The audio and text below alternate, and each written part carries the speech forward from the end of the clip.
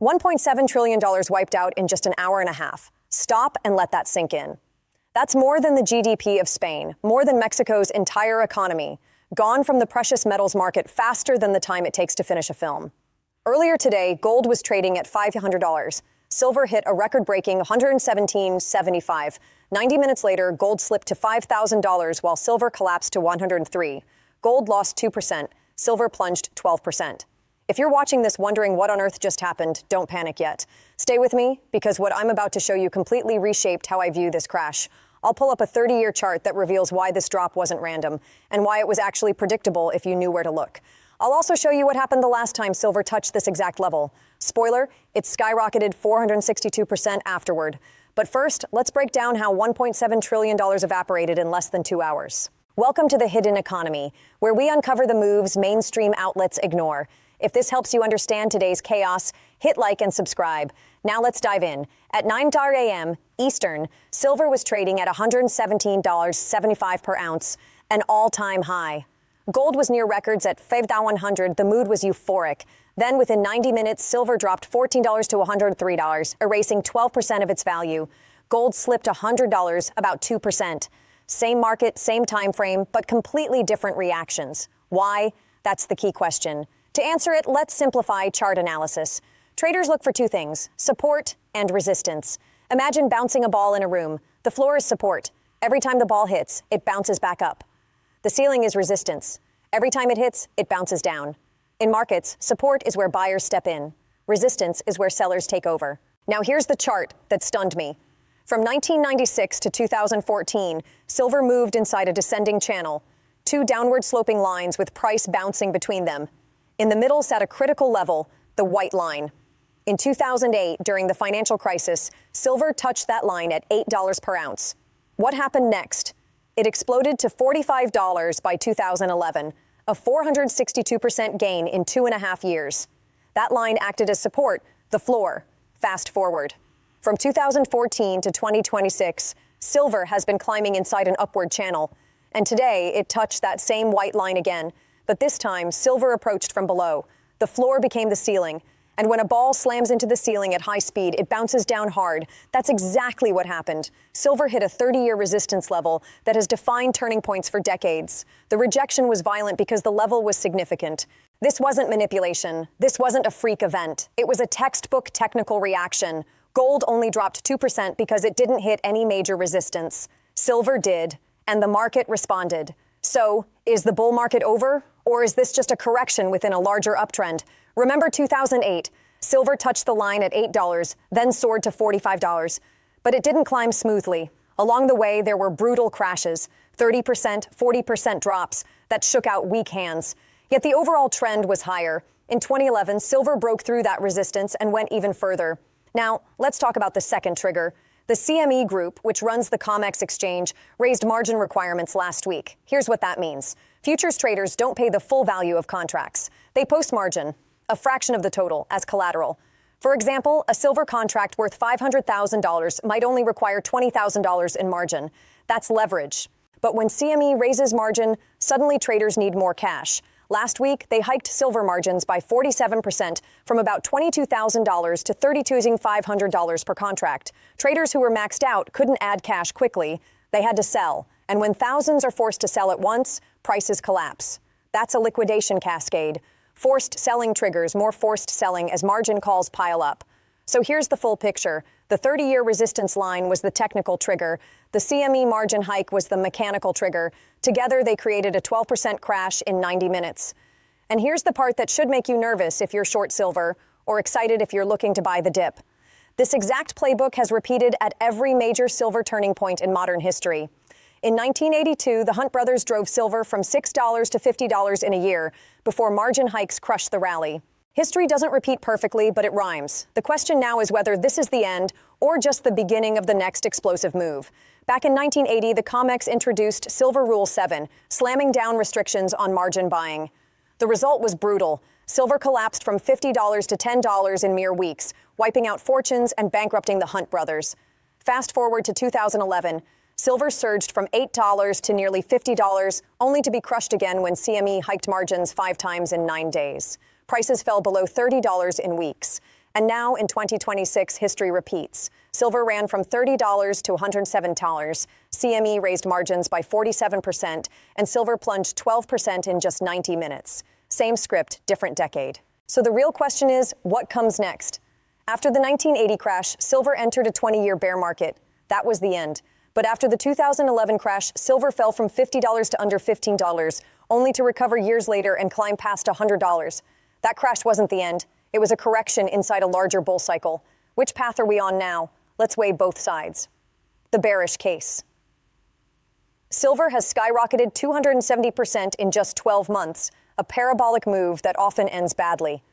The gold to silver ratio has compressed sharply, and history shows violent snapbacks when it stretches too far. Speculative positioning is extreme, with nearly everyone on the same side of the trade. That's usually when reversals strike. Margin hikes have historically marked tops, 1980, 2011, and now 2026. The bullish case. Fundamentals haven't changed. China's export ban from January 1st still restricts 60-70% of global supply.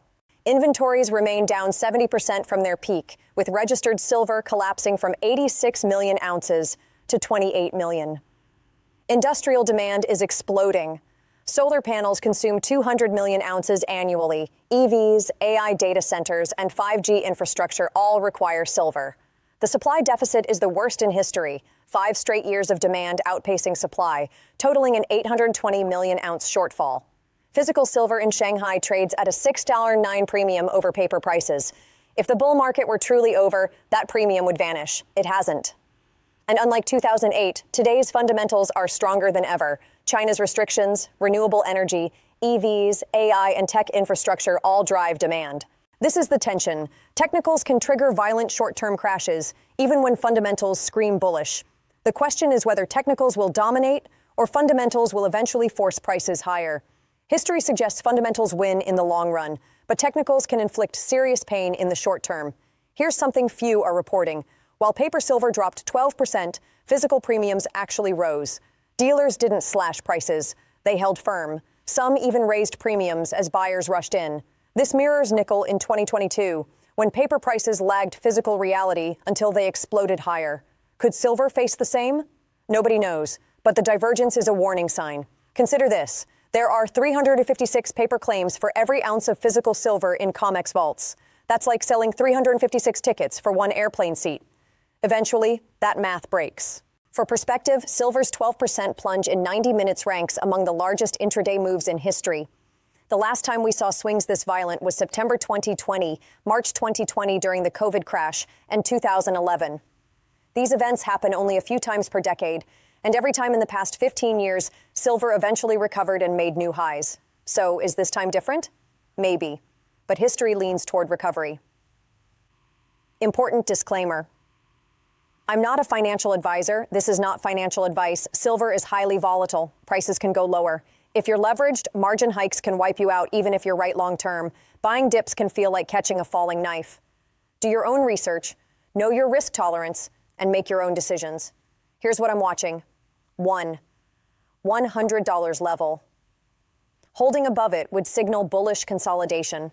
Silver has already bounced from $103 to $109. 2. Physical premiums. If they collapse, demand is weakening. So far, they're holding or rising. 3. COMEX inventory. Rising stock would be bearish. Inventories are still draining. 4. China's export policy. Any reversal would be bearish. No signs yet. 5. CME margin hikes. Another increase would trigger more forced selling. Right now, 4 out of 5 indicators lean bullish. Only margin hikes remain a concern. But remember, markets can stay irrational longer than traders can stay solvent. Finally, perspective. In 1980, silver's crash convinced everyone the bull market was dead. Decades later, gold sits at $5,000 and silver above $100. In 2011, the same story, precious metals are finished. Yet here we are. History shows the pessimists were spectacularly wrong. The question is whether you see this as the end, or just another chapter in a much bigger bull market. 15 years ago, people declared the silver bull market dead. Yet here we are, standing at all-time highs. Crashes always feel like the end when you're living through them, but zoom out and you realize they're just corrections inside a much bigger story. And that story is clear. Global debt has exploded to record levels, 38 trillion in the US alone. That debt won't be repaid in real terms. It will be inflated away. Central banks are printing at unprecedented speed. The Fed alone is injecting $45 billion a month, over $500 billion this year. Meanwhile, silver's industrial demand is structural and accelerating. Solar, EVs, AI, 5G, these aren't passing fads. Supply, on the other hand, is constrained. 3/4 of silver comes as a byproduct of other mining, and new projects take a decade to bring online. None of that changes because of a 12% drop. If anything, the fundamentals are stronger than ever. Now let me speak directly to three groups watching this. First, those who panicked and sold this morning. You saw the crash, felt the fear, and hit sell.